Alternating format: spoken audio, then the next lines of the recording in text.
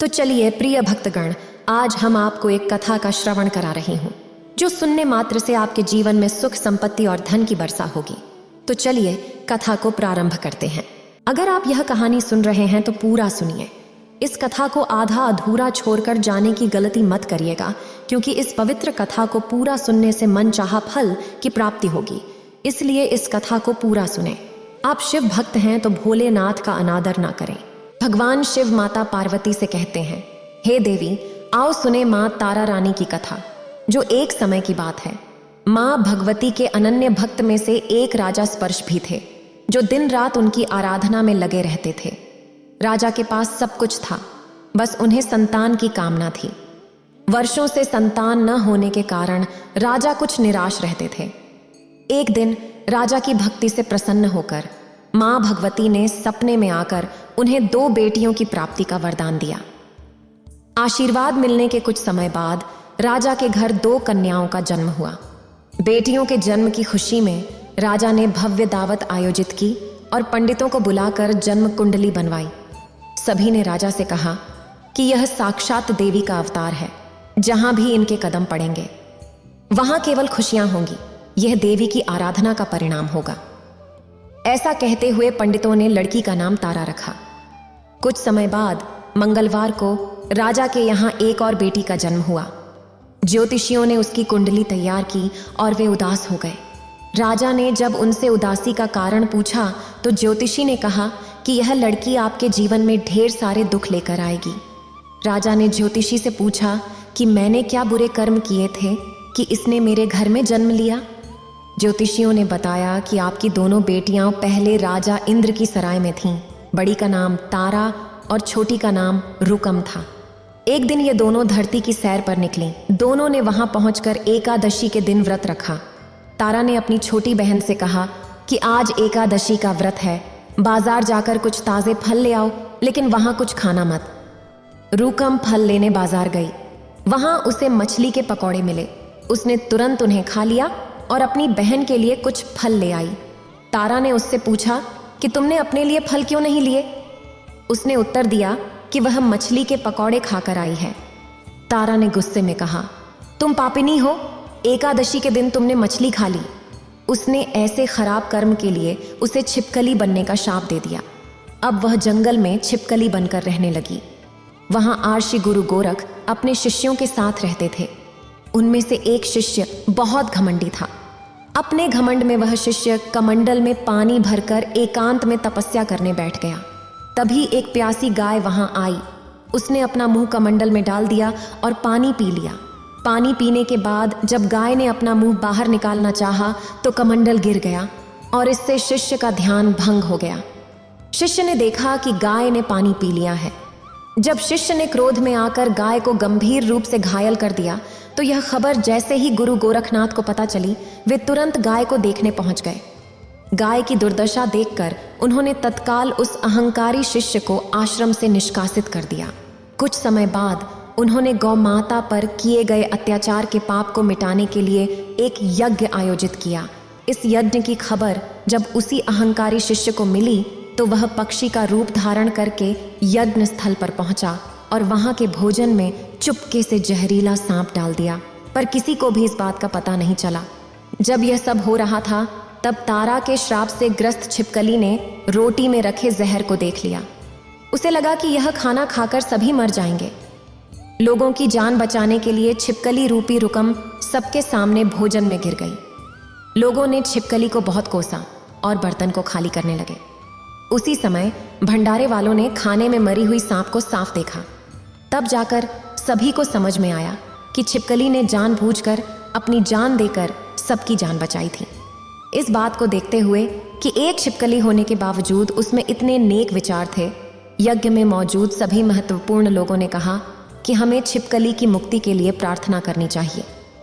फिर भगवान शिव कहते हैं, पंडित ने राजा को समझाया कि सभी की प्रार्थनाओं के कारण ही वह छिपकली तीसरे जन्म में आपके घर में बेटी के रूप में जन्मी है।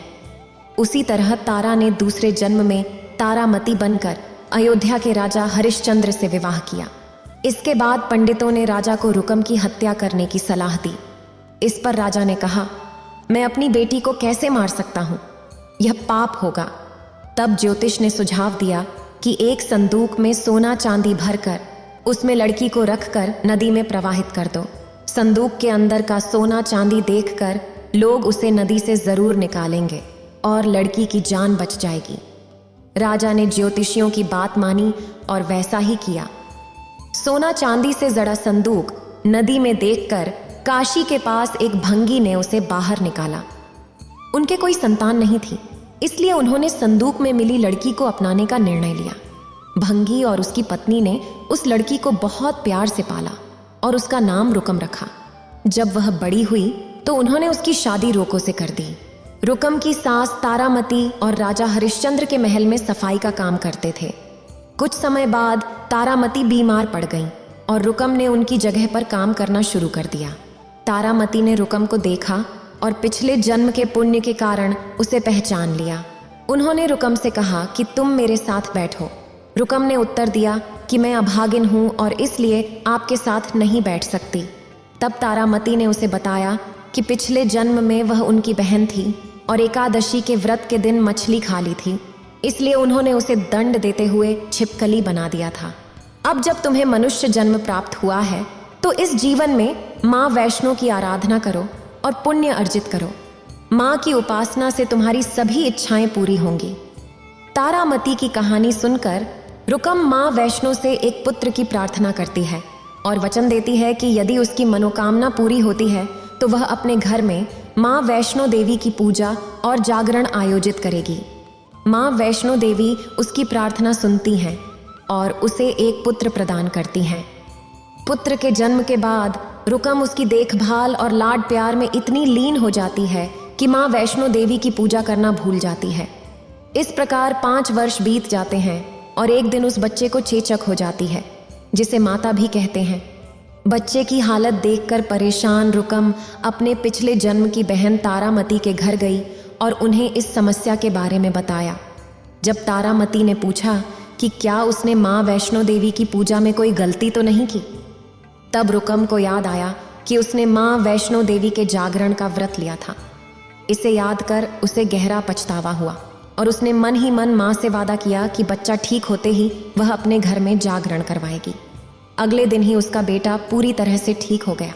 इसके बाद रुकम ने माता के मंदिर जाकर पुजारियों से कहा कि मंगलवार को जागरण करवा दें।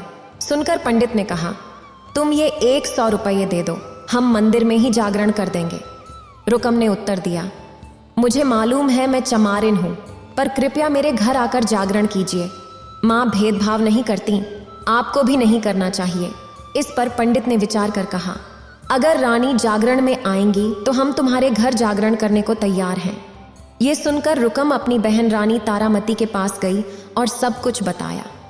रुकम की बात सुनकर तारामती जागरण में जाने के लिए राजी हो गई।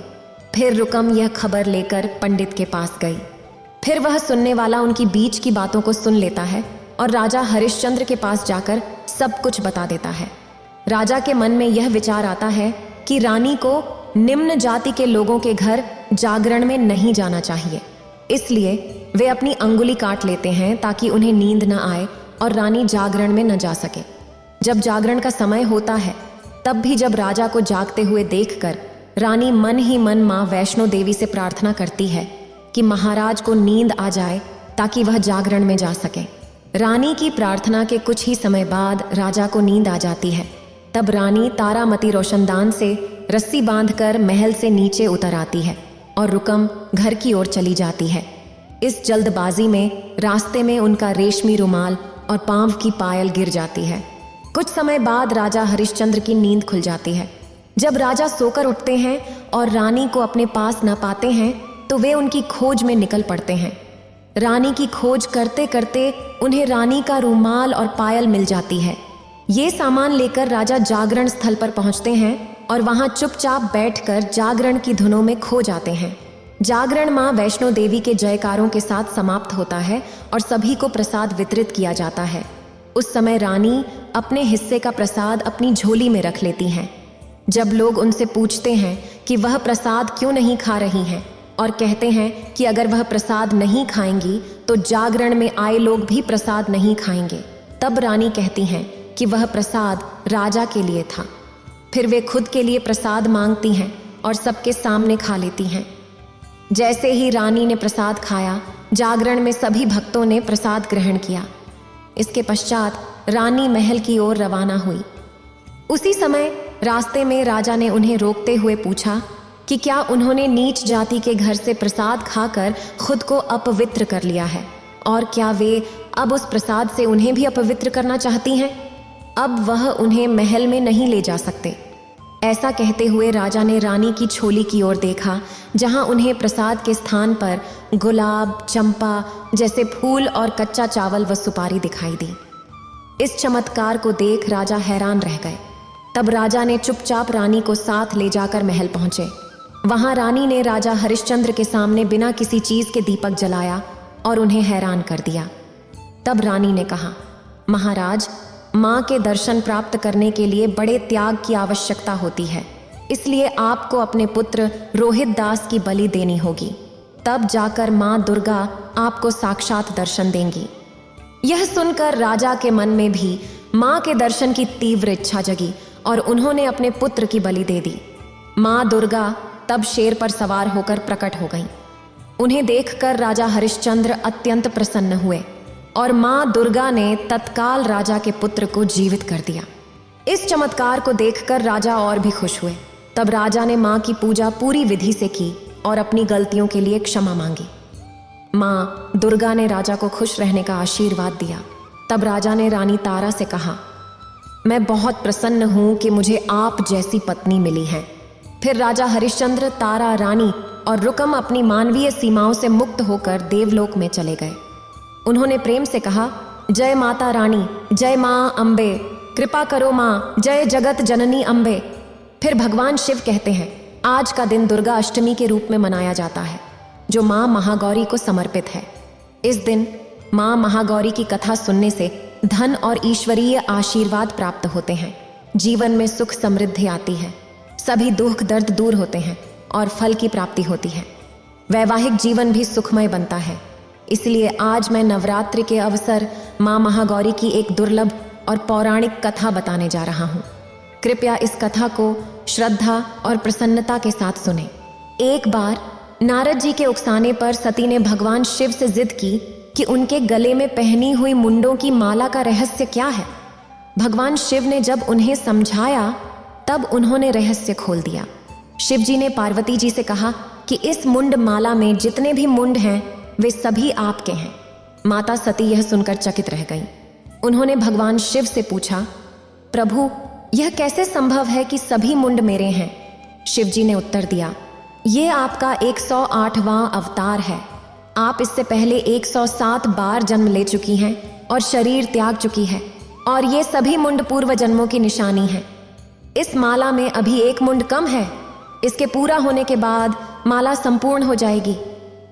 माता सती ने तब शिव जी से कहा, प्रभु, मैं बार बार जन्म लेती हूँ और शरीर त्याग करती हूँ, पर आप शरीर त्याग क्यों नहीं करते? शिव जी हंसते हुए बोले, क्योंकि मैं अमर कथा सुनाता हूँ, इसलिए मुझे शरीर त्याग नहीं करना पड़ता। इस पर माता सती ने अमर कथा सुनने की इच्छा व्यक्त की। जब शिव जी उन्हें कथा सुनाने लगे तो माता सती को नींद आ गई और वह कथा सुन नहीं पाई। इसलिए उन्हें दक्ष के यज्ञ कुंड में कूदकर अपने शरीर का त्याग करना पड़ा। शिव जी ने सती के सिर को एक माला में पिरो दिया। इस तरह सिर की माला बनी। सती का दूसरा जन्म पार्वती जी के रूप में हुआ। इस जन्म में माता पार्वती को अमृत मिला। उन्हें शरीर त्याग नहीं करना पड़ा। पौराणिक कथाओं के अनुसार माता महागौरी का जन्म हिमालय में हुआ था। कहा जाता है कि देवी सती की मृत्यु के कारण भगवान शिव गहरी तपस्या में चले गए थे। भगवान शिव ने अपनी तपस्या से बाहर आने से मना कर दिया। वे कई वर्षों तक सांसारिक मामलों से दूर रहे। इसी दौरान ताराकासुर नामक एक राक्षस देवताओं को परेशान कर रहा था। देवताओं की याचिका पर देवी सती ने हिमालय की कन्या माता शैलपुत्री के रूप में जन्म लिया। उन्हें माँ पार्वती के नाम से भी जाना जाता है। माँ पार्वती ने भगवान शिव को प्राप्त करने के लिए कठिन तपस्या की। राजकुमारी होने के बावजूद उन्होंने सभी सांसारिक सुखों का त्याग कर दिया और बिना अन्न और जल के तपस्या की। उनकी तपस्या की कठोरता के कारण उन्हें माता ब्रह्मचारिणी के नाम से पुकारा जाने लगा। हजारों वर्षों तक माँ पार्वती ने ठंड, बारिश और तूफान का सामना करते हुए खाने पीने से इनकार कर दिया और कभी हार नहीं मानी। इससे उनकी त्वचा काली हो गई और उनका शरीर धूल, मिट्टी और पत्तियों से ढक गया। इस कठोर तपस्या के चलते माँ पार्वती ने अपनी सभी चमक खो दी और बहुत कमजोर हो गईं। लंबे समय के बाद भगवान शिव ने उनकी तपस्या से प्रसन्न हो गए। उन्होंने माँ पार्वती की भक्ति की परीक्षा ली और पाया कि वे वास्तव में सती का अवतार हैं। भगवान शिव ने माँ पार्वती से विवाह करने का निर्णय लिया क्योंकि वे कमजोर पड़ चुकी थीं और गंदगी से ढकी हुई थीं। भगवान शिव ने उन्हें पवित्र करने का निश्चय किया और अपने बालों से गंगा के पवित्र जल को माँ पार्वती पर बहा दिया। इस पवित्र जल ने माता पार्वती के शरीर से सारी अशुद्धियां धो दीं और उन्हें उनकी खोई हुई रूप वापस मिली। जैसे ही यह शुद्ध और पवित्र जल उन पर गिरा, उनकी त्वचा ने अपनी प्राचीन चमक पुनः प्राप्त की और वे उत्कृष्ट चमकीली रूप में बदल गईं। उनका रंग चंद्रमा की चमक के समान उज्ज्वल हो गया, जिससे महादेव ने उन्हें महागौरी का नाम दिया। तभी से उनका नाम महागौरी पड़ा, जो दूध या सफेद रंग की गौर वर्ण वाली थीं। शंख, चंद्रमा और कुंद फूल की सफेदी उनके सुंदर और उत्तम सौंदर्य के मुकाबले में नहीं आ सकती। एक शुद्ध सफेद साड़ी में लिपटी और हीरे से जड़ित आभूषणों से सजी हुई वह एक सफेद बेल पर विराजमान होकर चमक रही हैं, मानो हजारों सूरज की रोशनी से चकाचौंध हो रही हों। उनके 4 भुजाएं हैं, जिनमें से 2 हाथों में वे त्रिशूल और डमरू धारण किए हुए हैं, जबकि अन्य 2 हाथ अभय और वर मुद्रा में हैं। महागौरी की आराधना उनके भक्तों के पापों को धोने की शक्ति के लिए की जाती है। उनकी पूजा और कथाओं को सुनने से सभी प्रकार के कष्ट दूर होते हैं और फल की प्राप्ति होती है। इससे वैवाहिक जीवन सुखमय बनता है और धन की प्राप्ति होती है।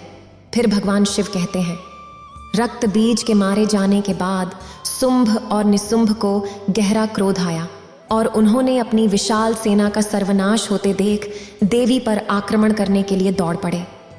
बहुत से विशाल असुरों ने देवी को मारने की नीयत से उसकी ओर दौड़ लगा दी और सेना सहित चंडिका को मारने के लिए आगे बढ़े। तब शुंभ और निशुंभ से देवी का भीषण युद्ध शुरू हो गया और वे दोनों असुर ऐसे वार करने लगे जैसे बादल से बरसात हो रही हो। उन दोनों के फेंके हुए वाणों को देवी ने अपने वाणों से काट डाला और अपने अस्त्रों की बरसात से उन दोनों दैत्यों को घायल कर दिया। निशुंभ ने तेज तलवार और चमकती ढाल लेकर आक्रमण किया, जिसे देवी ने अपने छुरब नामक ढाल से काट दिया।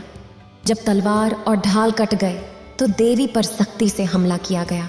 देवी ने अनेक चक्रों से उसके 2 टुकड़े कर दिए। फिर हुआ यूं कि दैत्य गुस्से से तमतमा गया और उसने देवी पर मारने के लिए उनकी ओर भाला फेंक दिया, लेकिन देवी ने अपनी मुट्ठी से उसे तोड़ दिया। उसके बाद उसने देवी पर गदा से हमला किया। देवी ने एक फूल की तरह गदा को राख कर दिया। इसके बाद वह कुल्हाड़ी लेकर देवी की ओर दौड़ा। देवी ने अपने नुकीले वार से उसे जमीन पर गिरा दिया। उसके पराक्रमी भाई ने सुबह के उस तरीके से मरने पर गुस्से में भरकर उसे मारने के लिए दौड़ा। वह अपने रथ में बैठा हुआ उत्कृष्ट आयु के साथ अपनी 8 विशाल भुजाओं से पूरे आकाश को ढके हुए था। देवी को आते देखकर देवी ने अपना शंख बजाया। इसके साथ ही वह शब्द जो कई घंटों तक चला और जिससे पूरी असुर सेना का विनाश होने वाला था, सभी दिशाओं में फैल गया। उसके बाद देवी के सिंह ने एक ऐसी दहाड़ लगाई जिसे सुनकर सबसे बलवानों का भी गर्व चूर चूर हो गया और यह दहाड़ आकाश, पृथ्वी और सभी 10 दिशाओं में गूंज उठी। तब काली ने आकाश में उछलते हुए अपने हाथों को पृथ्वी पर पटका, जिससे एक ऐसा शब्द हुआ जिसने सभी पहले के शब्दों को शांत कर दिया। इसके बाद शिवदूत ने असुरों में भय उत्पन्न करने वाला काम किया, जिसे सुनकर सभी दैत्य कांप उठे। सभी देवताओं ने जय हो का उद्घोष किया। तब दुष्ट शुंभ ने ज्वालाओं से युक्त एक अत्यंत भयानक शक्ति छोड़ी, जिसे आते देख देवी ने अपनी शक्ति से काट दिया। फिर सिंह की नाद से तीनों लोक गूंज उठे। जिन बाणों से शुंभ ने पहले जीत हासिल की थी, उन्हें देवी ने काटा और देवी के छोटे बालकों को शुंभ ने अपनी वाणों से काटकर हजारों टुकड़ों में बदल दिया। इसके बाद जब चंडिका ने क्रोध में आकर शुंभ को त्रिशूल से मारा तो वह मूर्छित होकर पृथ्वी पर गिर पड़ा। जब उसकी मूर्छा टूटी तो वह धनुष लेकर आया और अपनी वाणों से उसने देवी, काली और सिंह को घायल कर दिया। तब उस राक्षस ने 10,000 भुजाएं बनाकर चक्कर दी। देवी से अवांछित किए जाने पर भगवती क्रोधित हो गईं और अपनी वाणों से उन चक्रों और वाणों को काट डाला। यह देखकर निशुंभ गदा लेकर चंडिका को मारने के लिए दौड़ा। उसके आते ही देवी ने खड्ग से उसकी गदा को काट दिया। इसके बाद सिंह ने दहाड़ते हुए असुर को भगाया और काली शिवदूती ने राक्षसों का रक्त पीना शुरू कर दिया। कई राक्षस महेश्वरी के त्रिशूल से भेद कर पृथ्वी पर गिरे। अनेकों ने बाराही के प्रहार से टूटकर धरती पर गिरे। वैष्णवी ने अपने चक्र से कई महावीरों को पराजित कर यमलोक भेज दिया और ऐन्द्री ने अनेक विशाल राक्षसों को टुकड़े टुकड़े कर दिया। कई दानव मारे गए, कई भाग गए। अनेक राक्षसों को काली ने भी परास्त किया। 9वां अध्याय समाप्त होता है। चलिए सुनते हैं दुर्गा सप्तशती के 10वें अध्याय की कथा। महर्षि मेधा ने कहा है कि राजन ने अपने प्रिय भाई को मरा हुआ और सेना को नष्ट होते देखकर क्रोध में भर दैत्यराज शुभ ने कहा, दुष्ट दुर्गे, तू अहंकार में मत चूर हो, क्योंकि तू दूसरों के बल पर लड़ रही है। देवी ने उत्तर दिया, दुष्ट, देख मैं अकेली ही हूं। इस दुनिया में मुझसे अलग और कौन है? ये सभी मेरी शक्तियां हैं। देखो, सब मेरे में समाहित हो रही हैं। इसके बाद सभी देवी देवता मेरे शरीर में विलीन हो गए। फिर देवी अकेली बची। देवी ने कहा, मैंने अपनी दिव्य शक्ति से अनेक रूप धारण किए थे और अब मैंने उन्हें समेट लिया है और अकेली यहां खड़ी हूं। तब आशीमेधा ने कहा कि आप भी यहीं रुकें।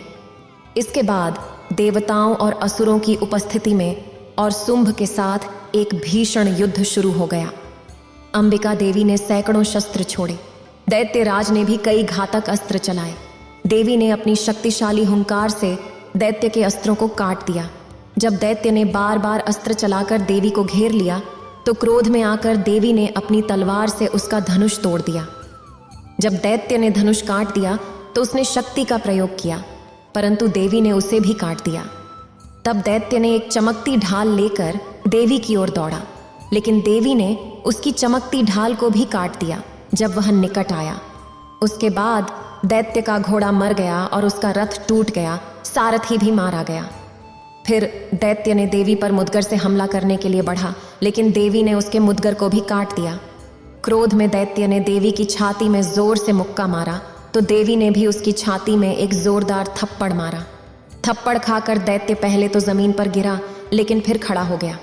इसके बाद उसने देवी को पकड़कर आसमान की ओर उछाला और वहां दोनों के बीच युद्ध शुरू हो गया। यह युद्ध इतना विस्मयकारी था कि यहां तक कि देवता भी आश्चर्यचकित हो गए। देवी ने आकाश में दैत्य से लंबे समय तक युद्ध किया। अंततः देवी ने दैत्य को आकाश से घुमाकर पृथ्वी पर पटक दिया। जब वह दुष्ट दैत्य पुनः उठा और देवी को मारने के लिए दौड़ा, तब देवी ने उसे देखते हुए उसकी छाती को विदीर्ण कर दिया और पृथ्वी पर फेंक दिया। देवी के त्रिशूल से घायल होकर उस दैत्य के प्राण निकल गए। उसकी मृत्यु पर समुद्र, द्वीप और पृथ्वी तक कांप उठे। उस दुष्ट आत्मा के मरने के परिणाम स्वरूप सारा जगत खुश और स्वस्थ हो गया और आकाश भी साफ हो गया। पहले जहां उत्पातकारी बादल और उल्कापात होते थे, वे सब शांत हो गए। उसके मरने के बाद नदियां अपने सही मार्ग पर बहने लगीं और सभी देवताओं का हृदय खुशी से भर गया। गंधर्वड़ी में एक सुंदर गाना बजाया गया। इसके बाद सभी लोग नृत्य करने लगे। पवित्र हवा बहने लगी। सूर्य की रोशनी चमकदार हो उठी और यज्ञ की शांत रही। आग अचानक जल उठी और चारों ओर शांति फैल गई। 10वें अध्याय का समापन होते ही आइए हम सुने दुर्गा सप्तशती का 11वां अध्याय। जब दैत्यों का नाश हुआ, तब इंद्र सहित सभी देवताओं ने अग्नि को सामने रखकर कात्यायनी देवी की स्तुति शुरू की। उनके मुख खुशी से खिले हुए थे। देवताओं ने कहा, यह देवी शरणागतों का दुख हरने वाली है।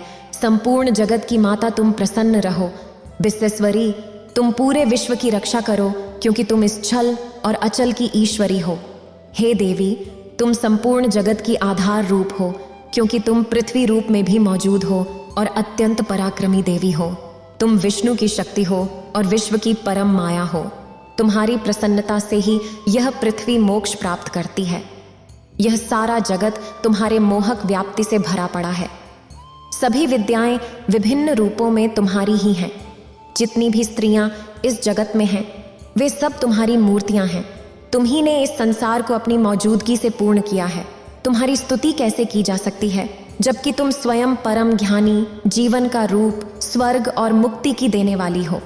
इसलिए तुम्हारी इस प्रकार स्तुति की जाती है। आपकी स्तुति से बढ़कर और कौन सी विधि हो सकती है? सभी मनुष्यों के हृदय में बुद्धि के रूप में विराजमान स्वर्ग और मोक्ष की प्रदाता देवी नारायणी को मेरा नमस्कार है। तुम जो समय के अंतिम बिंदु पर भी अवस्थाओं का परिवर्तन करने वाली और प्राणियों का अंत करने वाली हो, उन्हें भी मेरा नमस्कार है। हे नारायणी, जो सभी मंगलों की सर्वोत्तम हो। हे शिविर, जो सभी प्रयोजनों को सिद्ध करने वाली हो। गौरी, जो 3 नेत्रों वाली शरणागत रक्षक हो, तुमको नमस्कार है।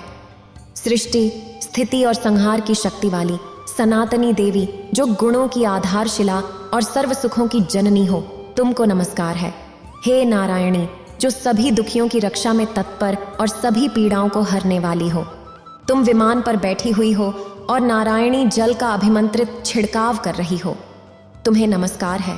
त्रिशूल, चंद्रमा और सांपों को धारण करने वाली महावृषभ पर विराजमान नारायणी, तुम्हें नमस्कार है। मोर और मुर्गों से घिरी हुई महाशक्ति रूपी कौमारी निष्पाप नारायणी, तुम्हें नमस्कार है। शंख, चक्र, गदा और धनुष रूप धारण करने वाली वैष्णवी शक्ति नारायण, तुम पर हमें प्रसन्नता हो। दांतों से पृथ्वी धारण करने वाली वराह रूपी कल्याणकारी नारायणी, तुम्हें नमस्कार है। उग्र नरसिंह रूप में दैत्यों का संहार करने वाली और त्रिभुवन की रक्षा करने वाली नारायणी, तुम्हें नमस्कार है। मुकुट पर किरीट और हाथ में महाध्वज धारण करने वाली, सहस्त्र नेत्रों से वृत्रासुर के प्राण हरने वाली ऐन्द्री शक्ति नारायणा, तुम्हें नमस्कार है। शिवदूती रूप में दायित्वों का महाविनाश करने वाली, मुख पर मुंडमाला से सजी मुंडरमणि चामुंडा रूप नारायणी, तुम्हें नमस्कार है। हे लक्ष्मी, लज्जा, महाविद्या, श्रद्धा, पुष्टि, स्वधा, ध्रुवा, महारात्रि और महाविद्या रूप नारायणी, तुम्हें नमस्कार है। हे मेधा, सरस्वती, ऐश्वर्य रूपी पार्वती, महाकाली, नियंता और ईशा रूप नारायण, तुम्हें नमस्कार है। कात्यायनी, जो 3 नेत्रों से युक्त हैं और सभी प्रकार के भय से हमारी रक्षा करती हैं, उन्हें मेरा नमस्कार। हे भद्रकाली, जिनकी ज्वाला भयानक है, जो अत्यंत उग्र हैं और सभी विघ्नों को नष्ट करने वाली हैं, आपका त्रिशूल हमें सभी भयों से बचाए, आपको नमस्कार है। हे देवी, जो अपने शब्दों से संसार को संतृप्त करती हैं और दैत्यों की शक्ति को समाप्त करती हैं, आपका घंटा हमारी रक्षा करे, जैसे कि माँ अपने पुत्रों की रक्षा करती है। हे चंडी, जिनकी तलवार असुरों के रक्त और वसा से सनी हुई है, हम आपका अभिनंदन करते हैं, हमें आपका आशीर्वाद प्राप्त हो। जब आप प्रसन्न होती हैं तो सभी रोगों का नाश कर देती हैं, और यदि आप अप्रसन्न होती हैं तो सभी इच्छाएं नष्ट हो जाती हैं। जो भी व्यक्ति आपकी शरण में आता है, उस पर कभी विपत्तियां नहीं आती, बल्कि वह व्यक्ति दूसरों को आश्रय देने में सक्षम हो जाता है। आपने अनेक रूप धारण करके धर्म के विरोधियों का संहार किया है। यह कार्य आपके अलावा और कौन कर सकता था? 14 विद्याएं, 8 शास्त्र और 4 वेद आपके ही प्रकाश से प्रकाशित हैं। इसमें आपका ही वर्णन है। जहां रात में शत्रुगण होते हैं, वहां और समुद्र के मध्य में भी आप साथ होकर इस दुनिया की रक्षा करते हैं। विश्वेश्वरी, आप विश्व की पालनहार विश्व रूपिणी हैं, इसलिए पूरे विश्व के लिए एक उदाहरण है। ब्रह्मा, विष्णु, महेश भी आपको वंदनीय मानते हैं। जो भक्ति से आपको नमस्कार करते हैं, वे विश्व का आश्रय बन जाते हैं। हे देवी, आप प्रसन्न हो और राक्षसों को मारकर जिस प्रकार हमारी रक्षा की है, वैसे ही हमारे दुश्मनों से सदा हमारी रक्षा करती रहे। संपूर्ण जगत के पापों को नष्ट कर दें और पापों तथा अनेक फल देने वाली महामारियों और बड़ी बड़ी आपदाओं को शीघ्र ही दूर कर दें। विश्व की पीड़ा को दूर करने वाली देवी, आप त्रिलोक के निवासियों को पूजा के लिए प्रसन्न हो और वरदान दें। देवी, आपने कहा है कि देवताओं में आप वर देने के लिए तैयार हैं। देवताओं ने कहा, जैसी तुम्हारी इच्छा हो वैसा वर मांगो, मैं तुम्हें वह दूंगा। विशेश्वरी, त्रिलोक के निवासियों की सभी पीड़ाएं तुम इसी प्रकार हरती रहो और हमारे शत्रुओं को इसी प्रकार नष्ट करती रहो। रविवार के मनमंत्र में 28वें युग में 2 महाअसुर शुंभ और निशुंभ उत्पन्न होंगे। उस समय मैं नंदगोप के घर में यशोदा के गर्भ से जन्म लेकर विंध्याचल पर्वत पर शुंभ और निशुंभ का वध करूंगी। इसके पश्चात पृथ्वी पर अत्यंत भयानक रूप से अवतरित होकर प्रचित नामक दैत्यों का नाश करूंगी। जब मैं इन महाअसुरों का संहार कर रही होंगी तब मेरे दांत अनार के फूल की तरह लाल होंगे। इसके बाद स्वर्ग में देवता और पृथ्वी पर मनुष्य मुझे रक्त दंतिका के नाम से स्तुति करेंगे। फिर जब 100 वर्षों तक वर्षा नहीं होगी तो मैं आर्षियों की स्तुति के उत्तर में आयुनीज के नाम से प्रकट होऊंगी और अपने स्वयं के नेत्रों से आर्षियों को देखूंगी, जिससे मनुष्य मुझे सताची के नाम से स्तुति करेंगे। मैं अपने शरीर से उत्पन्न जीवन की रक्षा करूंगी और सभी प्राणियों का पोषण करूंगी, जिससे मैं इस पृथ्वी पर साग संभरी के नाम से प्रसिद्ध हो जाऊंगी। इस अवतार में मैं दुर्गा रूप में नमक नामक महासुर का वध करूंगी और इसी कारण से दुर्गा देवी के नाम से विख्यात होंगी। तत्पश्चात जब मैं हिमालय के ऋषियों की रक्षा के लिए भयानक रूप धारण करूंगी तो भीम देवी के नाम से जानी जाऊंगी। जब अरुणा नामक असुर तीनों लोगों को पीड़ित करेगा तो मैं अनगिनत भ्रमरों का रूप धारण कर उस महाआदित्य का वध करूंगी। इस समय स्वर्ग में देवता और मृत्युलोक में मनुष्य मेरी स्तुति करते हुए मुझे भ्रामरी के नाम से पुकारेंगे। जब जब पृथ्वी राक्षसों से पीड़ित होगी तब तब मैं अवतरित होकर शत्रुओं का नाश करूंगी। 11वें अध्याय की समाप्ति पर अब आइए सुनते हैं दुर्गा सप्तशती का 12वां अध्याय, जहां देवी कहती हैं कि जो पुरुष इन शास्त्रों द्वारा एकाग्रचित होकर मेरी स्तुति करेगा, मैं निस्संदेह उनके सभी कष्टों को हर लूंगी। मधु का नाश, महिषासुर का वध और शुंभ व निशुंभ का वध जैसी कथाएं जिन्हें लोग मेरे महालय के दिनों में अष्टमी, चतुर्थी और नवमी को एकाग्रचित्त होकर और भक्ति से सुनेंगे, उन्हें कभी कोई पाप नहीं छुएगा। पाप के कारण जन्मी विपत्तियां भी उन्हें परेशान नहीं करेंगी। उनके घर में दरिद्रता नहीं आएगी और न ही उन्हें अपने प्रियजनों के बिछड़ने का दुख होगा। उन्हें किसी प्रकार का भय नहीं होगा। इसलिए हर मनुष्य को चाहिए कि वे मेरे इस कल्याणकारी महालय को सदैव भक्तिपूर्वक पढ़ें। मेरा यह महालय महामारी से उत्पन्न सभी उपद्रवों और 3 प्रकार के उत्पादों को शांत कर देता है। जिस घर, मंदिर या स्थान पर इसका विधिवत पाठ किया जाता है, मैं उस स्थान को कभी नहीं छोड़ती और वहाँ हमेशा मेरा निवास रहता है। बलिदान, पूजा, होम और महोत्सवों में मेरे इस चरित्र का उच्चारण और श्रवण किया जाना चाहिए, चाहे जानबूझकर या अनजाने में। जो भी व्यक्ति इसे करता है मैं उसे तुरंत स्वीकार कर लेती हूँ। सर्दी के मौसम में हर साल एक महापूजा की जाती है, जिसमें व्यक्ति भक्तिपूर्वक मेरा महालय सुनकर सभी विपत्तियों से मुक्त हो जाता है, धन, धान्य, पुत्र आदि से संपन्न हो जाता है और मेरी कथाओं को सुनकर युद्ध से निर्भय हो जाता है तथा महालय करने वाले के शत्रु नष्ट हो जाते हैं। इससे कल्याण की प्राप्ति होती है और उसका कुल आनंदित हो जाता है। सभी कष्ट दूर हो जाते हैं और भयानक सपने आना तथा घरेलू दुख आदि समाप्त हो जाते हैं। बाल गृहों में पीड़ित बच्चों के लिए यह मेरा महालय अत्यधिक शक्ति प्रदान करने वाला है। जब मनुष्यों में मतभेद उत्पन्न होते हैं तब यह सद्भावना स्थापित करने में सहायक होता है। मेरा यह महालय मनुष्यों को मेरी तरह सर्वसिद्धि प्राप्त करने में सहायक है। पशु, पुष्प, धूप, गंध, दीपक आदि से पूजा करके, ब्राह्मण को भोजन करा के, हवन करके, प्रतिदिन अभिषेक करके, विभिन्न प्रकार के भोग अर्पित करके और प्रतिवर्ष दान आदि देकर जो मेरी पूजा की जाती है उससे मैं अत्यंत प्रसन्न होती हूँ, जैसे मैं उस चरित्र की शून्यता से प्रसन्न हो जाती हूँ। यह महालय सुनने पर पापों को हर लेता है और स्वास्थ्य प्रदान करता है। मेरे पादुकाओं का कीर्तन दुष्ट प्राणियों से रक्षा करने वाला है। युद्ध का डर नहीं रहता। तुमने जो या ब्रह्मा जी ने जो मेरी स्तुति की है वह मनुष्यों की कल्याणकारी बुद्धि को प्रदान करती है।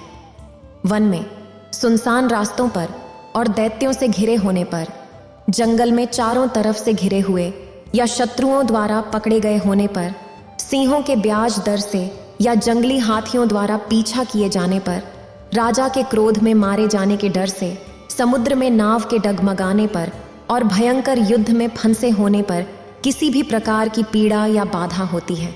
मेरे इस चरित्र को स्मरण करने से मनुष्य संकट से मुक्त हो जाता है। मेरे प्रभाव से सींग वाले चोर या शत्रु दूर भाग जाते हैं और पास नहीं आते। महर्षि ने कहा, भगवती चंडिका बड़ी पराक्रमी है और उनके कहने पर सभी देवता शत्रुओं के मारे जाने के बाद यज्ञ भाग का उपभोग करने लगे और उन्हें अपने अधिकार वापस मिल गए। निसुंभ देवी के हाथों देवताओं के शत्रुओं के मारे जाने पर बचे हुए पाताल को चले गए। हे राजन, भगवती अंबिका बार बार प्रकट होकर इस जगत का पालन करती हैं, उसे मोहित करती हैं, जन्म देती हैं और प्रार्थना करने पर समृद्धि प्रदान करती हैं। भगवती ही महाप्रलय के समय महामारी का रूप धारण करती हैं और सभी संपूर्ण ब्रह्मांड में व्याप्त होती हैं।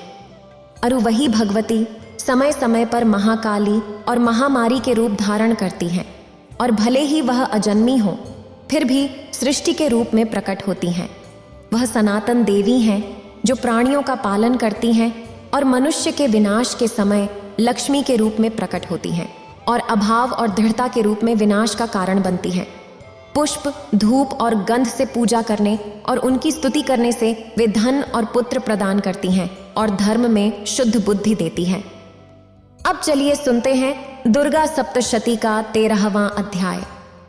महर्षि मेधा ने कहा, हे राजन, इस प्रकार मैंने तुम्हें देवी के उत्तम महालय का वर्णन सुनाया। इस जगत को प्रेरित करने वाली देवी का ऐसा ही प्रभाव है, वही देवी ज्ञान देने वाली है। और भगवान विष्णु की माया के प्रभाव से आप, यह वैश्य और सामान्य जनता भी मोहित होते हैं और आगे भी मोहित होते रहेंगे। हे राजन, तुम इस दिव्य शक्ति की शरण में जाओ।